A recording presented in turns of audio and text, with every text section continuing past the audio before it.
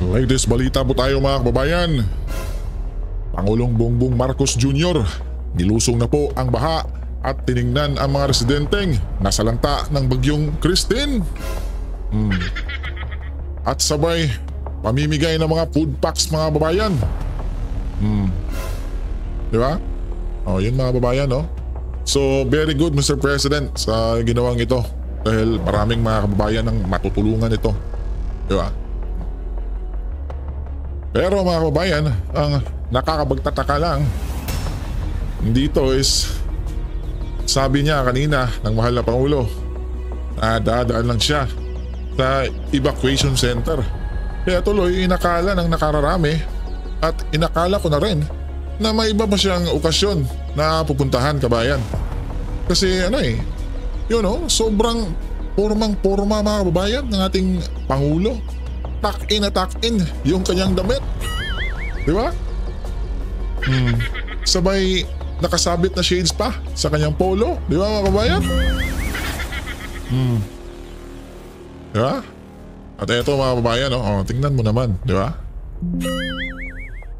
Tingnan mo naman. Parang may tinitingnan sa malayo yung ating Pangulo.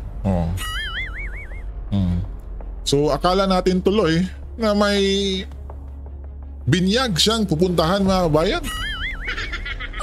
Di ba? Birthday. Di ba? Pero eto pala mga kabayan. Lumusong pala sa baha yung ating Pangulong Bongbong Marcos Jr. Sabay pa-photo ops pa. Di ba? Naku po, where is the sun Mr. President? Ikaw kabayan, anong masasabi mo dito? Samantala, nagbigay ng 3 milyon si Kuya Will mga kabayan para sa mga nasalanta ng bagyong Christine sa Camarines Sur. Personal niya itong inabot kay dating Vice President Leni Robredo sa pagkikita nila sa opisina ni 3rd District Camarines Sur Representative Gabriel Bordado Jr. Iyato, panoorin natin kabayan ang personal na pagbigay ni Kuya Will ng kanyang 3 milyon. Kasi kung gabi na siya na lang magbibigay sa kanyang share. Kasi mas malaki yung area. Yes, but this one is, wherever, ganito po. Pero sa ito kung bibigay, bigay siya. Kasi kayo po yung gusto ko talaga ko. Thank you po, thank you. Mag-usap na lang kami ni Kong Gabi. Kasi din, malaki yung area niya. Mag-share na lang kami. Ayun, ano man po, masaya niya tulog na rin. Ano po, papasend ko na lang yung receipt. May langaw mga guys. Bawal yung sa amin Pero okay lang. Kasi ina-account ko namin lahat. Kung kailangan pa, darating yung panahon na mas kailangan pa. Dito na hindi ako po yung dito. During that time na maraming bagyo na yung ang binibigay ko naman medyo, syempre, nakikita ko devastated. Mas malaking pera. So, sabi na, So yun na nga po mga kabayan, no? Kuya Will, nagbigay ng 3 milyon kay Madam Pipi Leni. Tila ba'y nanliligaw si Kuya Will mga kabayan, ha? Diba? At umahani naman ito kabayan ang reaksyon sa ginawa ni Kuya Will. May nagsabi sa comment section na bakit hindi raw binigay ni Kuya Will sa Office of the Vice President kasi rekta din namang ibibigay yan ng OBP. At agad naman itong sinagot ng kampo ni Leni kabayan na siyempre kay Leni ibigay yung donasyon kasi si Madam Leni is taga riyan At may punto naman po mga kabayan, di ba? At may nagkomento rin isa na kailangan talaga ni Kuya Will magpabango, di ba? Kasi alam daw natin na si BP Leni is maraming taga-suporta so kinakailangan talaga. Sa tingin nyo kabayan, anong masasabi mo sa ginawa ni Kuya Will na ito? At eto pa kabayan, may pahabol pa na mensahe si Kuya Will. Eto, tingnan natin. Papasalamat po tayo kay David Villamin na kusang loob pumunta sa atin, nagbigay ng very generous donation para po sa mga kababayan natin na sa lanta ng bagyo. We are very much aware na ang tagal niya nang ginagawa ito quietly. Kaya sa amin naman po, sobrang grateful kami. Sobrang honored kami na nandito siya in person para ipaabot yung kanyang tulong. And Kong, isa rin po ang distrito nyo sa, sabi po kanina ninyo, mag-share po kayo doon sa blessing. Kong? What's the question? Ayun po, yung pong mensahe lang po. Kaya kami, nagpapasalamat kami kay Senator Willie Rebellion. No? Tama sabi ni Vice President na first time namin siya nakita. Personally, talagang ang ginagawa niya, walang publicity. Tumutulong. At natutuwa kami at nalaman namin ang kanyang mother ay taga-Naga. So, welcome sa Naga City. Ayan. Bakit, Sir Willie, bakit po Naga ang napili nyo? Una, doon sa mga sinalanta ng Bagyong Christine, unang-unang nasa isip nyo, tulungan ng mga taga-Naga. Una nga, dito yung nanay ko. Hindi naman ako namimili ng lugar. Kung ano may masasalanta ng lahat ng bagyo, eh kung po pwedeng tulungan. Nung nakita ko sa news kasi, sa TV5 News, sa inyo, nakita ko yung talagang baha, yung inabot ng mga likod. Doon, medyo talagang, sa una nga, yung nanay ko tiga rito, kasi yung nanay ko may sakit ngayon, para sabi ko, Nay, nadaralin ko yung lugar mo kung sa kapinanganak. And then, that's right, tumama ng paraan, kay Madam Vice President Lenny, at kasi yung Congressman. At ito, nandito ako, hindi ito para ano pa man, at ito talagang bukal sa loob ko na makatulong sa inyo. E pagpag, kung gusto nyo akong isama, magbibigay na rin ko, I'm open, hindi naman ako nandito para ano pa man. Talagang gusto kong makidamay, dumamay sa ating mga kabayan. In fact, hindi na naman ito. Nakita naman natin ang nangyari mo sa Batangas. At parang may tumawag na rin sa akin, mga board members, Dr. Member natin, tulungan mo kami, please, really. Hirap kami. So, bukas na pagkakataon. Okay. Samantala kabayan, nag-trending naman sa mundo ng social media itong Romualdez Rice mga kabayan. Diba? Oh. Sinong nakatanggap na nito? Oh.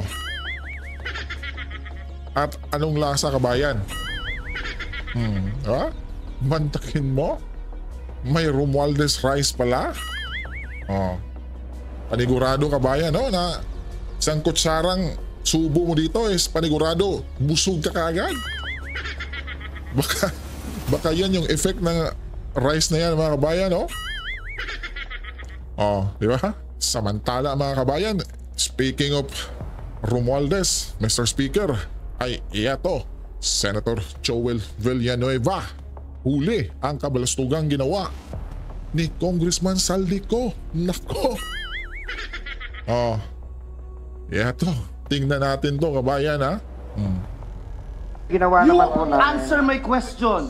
Ganito lagi mangyayari, araw-araw ganito mangyayari, taon-taon ganito nangyayari, sawan-sawa na kami Naku po. Galit Oh. na galit si Senator Joel Villanueva at ibinunyag ang mga tinatagong baho ni Congressman Saldico na kakampi ni Romualdez. Ngayon nagbatuhan po ng putik ang mga senador at congressman. Tinawag po ni Ako Bicol Party List Saldico na nobody itong si Senator Joel Villanueva nung siya ay party list pa sa Kongreso noon. Masyado raw mayabang at tigilan na ang pagiging banal nitong si Senator Joel Villanueva.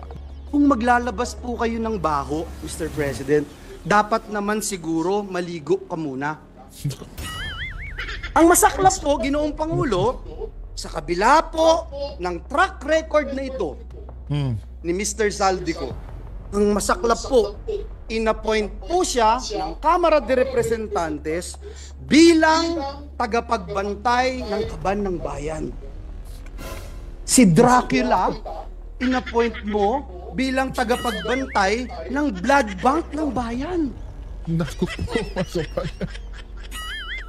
Wow, Mr. President. Wow. Kailan Mapapaw sa ka talaga. kasaysayan ng bayan natin nangyari ang ganitong pagkakataon na isang big-time contractor ang hahawak sa kaban ng bayan? Naku po. Only in the Philippines, Mr. President. Tapos itong si Saldi mga kababayan is ang tapang-tapang, no? Magbigay ng statement doon sa kanilang kamera, di ba? Matapos may bulgar ni BP Inday mga kababayan, di ba? Oh, na sinungaling ang mga Duterte, hindi dapat pagkatiwalaan, di ba? Budol-budol. Di ba mga kababayan? Binato na lahat sa mga Duterte. Pero eto, Senator Villanueva may dalang resibo.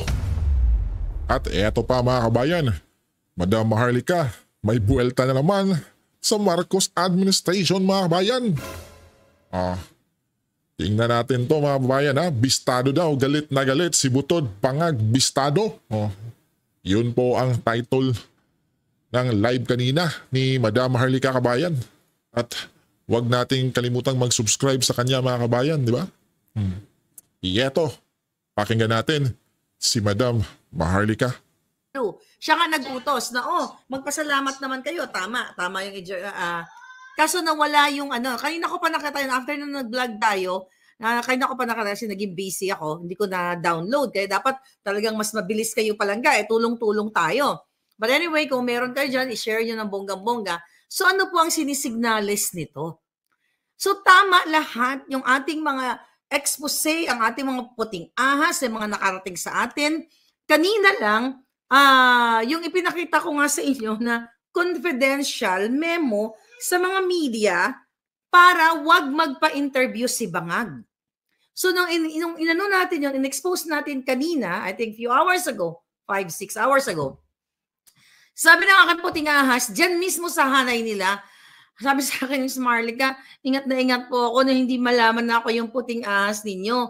Galit na galit po ang Malacanang. Galit na galit ang president, ang press corps. Galit na galit si Butod kung paano na naman nakalabas etong dokumento na ito. Pakita natin yung dokumento kahit confidential po. Tragis na mga yan.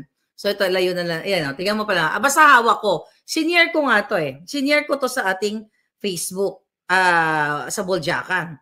Pakita lang natin uli. Ayan po. Nakita niyo, strictly no ambush interview. Strictly no ambush interview. No ambush interview. So, ganyan. Ngayon, mga kababayan. Okay, sabi ni Marga M. Laguna, Cavite, Batangas, Baha. Nakakaawa talaga kayo, mga kababayan. So, ngayon, galit na galit sila dahil nailabas sa atin. Nalaman nyo na naman na ang pagpunta ni Bangag doon ay scripted lahat. At hindi dapat magpasalamat ang taong bayan sa presidenteng Bangag dahil hindi niya pera yan. Ninanakaw nga niya ang pera ninyo. Ulit-ulitin ko, Bicolan, ang press corps, galit na galit si Butod kung paano na naman nakalabas etong dokumento na ito. Pakita natin yung dokumento kahit confidential. Tragis na mga yan. So ito, layo na lang. Ayan, tingnan mo pala. Basta hawak ko. Senior ko nga to Senior ko to sa ating Facebook sa Boljakan. Pakita lang natin uli. Ayan po. Nakita niyo, strictly no ambush interview. Strictly no ambush interview. No ambush interview. So ganyan. Ngayon, mga kababayan. Sige, okay, sabi ni Marga M. Laguna, Cavite, Batangas, Baha. Nakakaawa talaga kayo, mga kababayan. So ngayon, galit na galit sila dahil nailabas sa atin. Nalaman nyo na naman na ang pagpunta ni Bangag doon ay scripted lahat. At hindi dapat magpasalamat ang taong bayan sa presidenteng Bangag dahil hindi niya pera yan. Ninanakaw nga niya ang pera ninyo. Ulit-ulitin ko, Bicolandia, Batangas, Luzon, Visayas, Mindanao. Hindi po kayo dapat nagpapasalamat dyan sa putang inang presidenteng yan. Dahil yung hinayupak na Bangag na yan, na Adictus Benedictus, ayun, ginorgor ko na nga yung julo niya Kita niya? Ayun, putol na siya. Hindi pa nakaprint ng bago. Ayan, authenticated Bangag yan.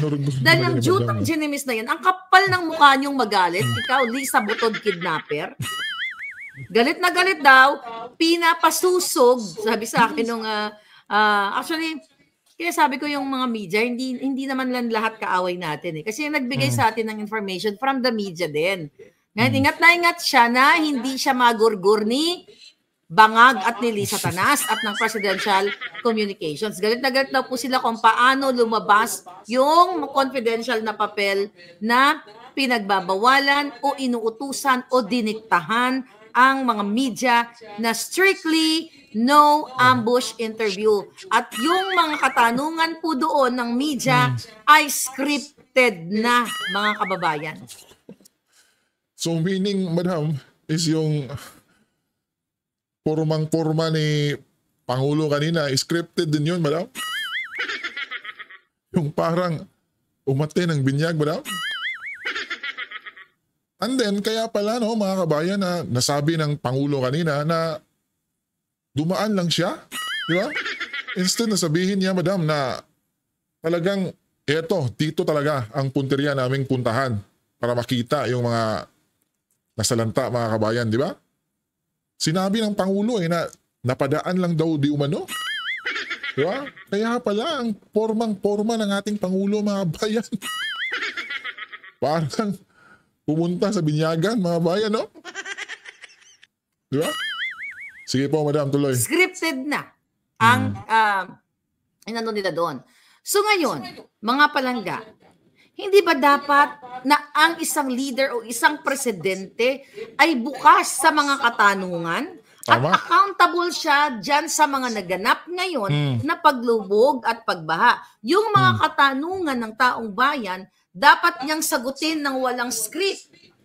Diba? Kung may tinatawag na transparency, dahil ang isang leader na matino, ang tinitignan niya ay ang kapakanan ng taong bayan. Public welfare. Diba? So yung public, yung pang-publikong kapakanan, mga kababayan, yun ang isinaalang-alang dapat ng presidente. Kaso, bangag ang ating presidente. Kaya, nagkaroon sila ng memorandum bago sila pumunta sa Bicol na wala dapat magtanong kay Bangag at lahat ng tanong ay dapat ma-screen nila o scripted lahat o dumaan para mapag-aralan na muna ni Bangag kung ano ang isasagot niya. Ano po ang impact nito, mga mamamayang Pilipinong, lalo na kayo mga biktima ng baha? Ibig sabihin, hindi mapagkakatiwalaan ang bangag na gobyernong ito. Bakit kamo? Ayaw niya ng ambush interview, ayaw niya ng random questions. Kasi ang matinong leader o matinong tao, di ba? O leader na, we're talking about leaders. Well, hindi siya leader, di ba? Ito yung kumbaga magbi-build ka ng ng trust o tiwala, yung taong bayan, yung mamamayan, sa isang leader na tinatingala mo. Hindi katulad ni kaya din, madam, nung, di ba, may reporter na nag-aabang kay Pangulo, tapos tinanong siya about sa ginawa ni BP Inday. Tapos, ang ginawa ng ating Pangulo, mga kabayan, Miss Marley, guys, ngumiwi lang, di ba? Tapos nag-walk out, kabayan. Di ba? Kaya pala, may script pa lang sinundan ng ating mahal na Pangulo, mga kabayan, no? Nako. Pangulong Duterte, di ba? Open lahat. Kahit kalaban, o sige, pati NPA, magtanong kayo and everything. Para magkaroon ng yung galing sa puso, totoong kwento. Pero dito kay Bangag, ang kapal na mukha ng mga buwakan ng Genemis na ito, sila pa yung magagalit. Nararamdaman ngayon natin lahat. Nararamdaman ng taong bayan ay talagang nakasarado ang inyong access, nakasarado ang walang koneksyon sa gobyerno. Kasi ayaw niya kayong pakinggan eh. Ayaw niya ng random pakinggan. Katulad yung pinoson sa PIA, pinapapalakpak nilang tao. Ayaw nilang makita ng taong bayan na ang mga tao malungkot. Kahit dumating pa ang adiktos na presidente, nagkamay-kamay sa dyan yung mga tao malungkot, pero pinilit na, palakpak naman kayo. Pasalamatan niyo yung presidente. Di ba? So wala po siyang panahon para makinig sa inyong mga concerns, sa inyong mga hinaing. Wala siyang commitment sa inyo. Meron siyang commitment sa mga smuggler, kidnapper katulad din ng dalawang mag-asawa dahil silang dahilan ng pagkidnap ng dalawang minor de edad, smuggler, lahat. Wala po silang sa inyo commitment para maligtas kayo sa baha o hindi na sana kayo hindi na sana kayo bahain. Kung merong preparedness, hindi yung baha pa lang, doon pa lang kukuha ng mga pump boats. Ulit-ulitin natin, di ba? Dapat 2 days, 3 days before the typhoon, yung mga helicopter na pwedeng mag-save sa mga nakalutang doon, na nakakapit sa puno, di ba? Kaya ang daming namatay. Ang daming namatay nating mga kababayan. So, walang naligtas dahil bangag ang presidente ninyo. Ngayon, ayaw niyang matanong.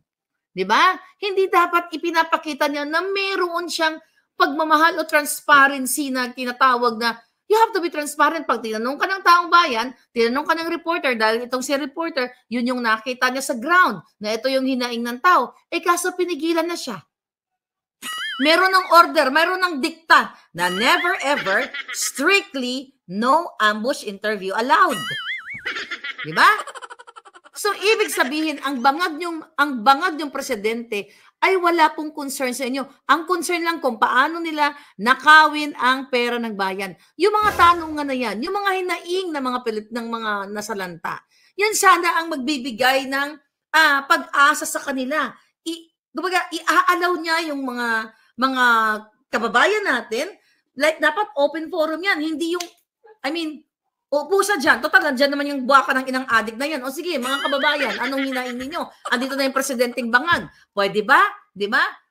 Magsabi kayo kung ano yung nangyari sa inyo, anong kailangan nyo, although, alam nyo naman, self-explanatory kung anong kailangan ng taong bayan, even before the bagyo. Pero dahil nga bangag ang mga buwaka ng ina, bangag na bangag, so wala silang pakialam sa inyo. Ayaw nilang intindihin yung problema ninyo. Kasi with that, di ba, makikita nila sila, ano ba dapat ang mga polisiya na pwedeng gawin nila dahil itong sinabi ng taong ito, ng biktimang ito, di ba, ito dapat. Pero dahil nga sobra silang gahaman sa salapi, sobra silang ganid, demonyo at walang pagmamahal sa inyo, wala kayong karapatang magtanong. Kahit kayong mga medyang bayaran, sabi ko hindi naman lahat,